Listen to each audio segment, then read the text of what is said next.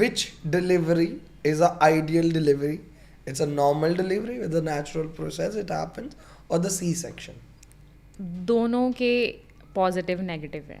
Normal delivery अगर आप करा रहे हो तो उस टाइम ड्यूरिंग द प्रोसेस आपको पेन फील होएगी. जी. You have to bear it, right. तो आफ्टर आपकी रिकवरी क्विकली हो जाएगी recovery, right. So second C section में आपको ड्यूरिंग पेन नहीं होएगी. ईजी प्रोसेस है. आपको एनेस्थीसिया दिया, बेबी डिलीवर हुआ, आपके हाथ में हुआ. बट जो रिकवरी है सी सेक्शन की, सो डिफ़िकल्ट. मैंने वो पेन कभी इमेजिन ही नहीं की और मैं आपको वो पेन कभी बता ही नहीं सकती वो कितनी पेन है. Yeah, even I heard people like it's even tough for them to pee. या आपका जो फर्स्ट यूरिन है ना, आपको पता चलता है कैसे आ रहा है. यूरिनरी कैथेटर जब आपके यूरेथ्रा में ओपनिंग में जाता है तो वो आपकी लाइनिंग को इरिटेट करता है. अब पहले यूज टू नहीं हो कोई भी प्लास्टिक आपकी बॉडी के अंदर रबड़ जाए, राइट. तो वो आपकी लाइनिंग को इरिटेट करेगा. तो जो फर्स्ट यूरिन आता है ना, मतलब आप भूल नहीं सकते वो कैसे पास किया, right. So that's a tough period. So I would imagining it and getting into the pains. या तो वो आपको मतलब नॉर्मल इज बेस्ट. चाहे That is the ideal अगर way to आप do it. सी सेक्शन की पेन बियर कर सकते हो तो नॉर्मल की करो ना. Actually, people are not aware Yes. about it. So it seems that this process is easy, so they opt it because they are going for IVF as convenience is playing a role. या So what is your take on so IVF? मैं पहले वाले पे एक point add जी, करना जी, चाहती हूँ. please. जैसे मैंने आफ्टर सी सेक्शन जब मैंने वॉक की ना, गैरी एंड मेरी मॉम की हेल्प से, आई वॉज लाइक मैं तो गई. अब तो जिम भूल जाओ, वर्कआउट एंड ऑल. मतलब आपको चलना सीखना पड़ेगा अभी. That's a major surgery.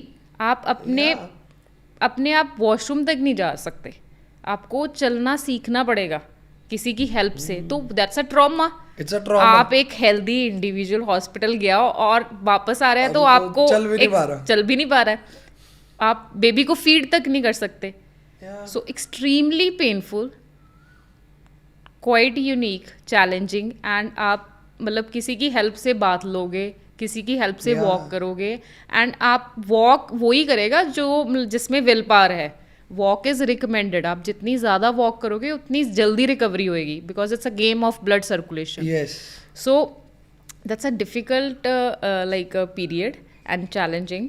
So I would prefer कि आप नॉर्मल करवाओ. जितनी मर्जी पेन हो रही है बियर करो. अगर सब कुछ नॉर्मल जा रहा है ना तो normal, go for normal. So like there are pros about getting normal. Like I heard that. What all are that कि normal delivery से जो baby होते हैं, they tend to be more healthier Yes. in comparative to the C-section. Why? We just need your expert opinion on it and the scientific reason behind it. Basically जो normal delivery में baby एक birth लेता है vaginal canal के through, जो सी section में हो रहा है वो तो उठा रहे हैं हम उसको, राइट. तो वो तो एक जर्नी से पास ही नहीं हुआ. We are breaching the process. या सो जो नॉर्मल डिलीवरी में बेबी पास हो रहा है ना, जब आपकी वेजाइनल कैनाल से पास हो रहा है ना, तो वो वहीं से इम्यूनिटी से फाइट करना, आपका इम्यून सिस्टम स्ट्रांग होना स्टार्ट हो जाता है. Yeah. तो नॉर्मल डिलीवरी वाले बेबी ज़्यादा more healthier, more immune system उनका स्ट्रांग होता है rather than C section. So they get exposed to more gut bacteria as well. Yes. So Right. Normal delivery more healthy है. Rest आपका later on आप कैसे nourish कर रहे हो, उसको क्या फूड दे रहे हो. सपोज करो आपने नॉर्मल डिलीवरी की, बेबी का इम्यून सिस्टम प्रॉपर स्ट्रांग है, बट आपने फर्स्ट 2 years उसको इतनी शुगर दी है, उसका इम्यून सिस्टम क्या करेगा.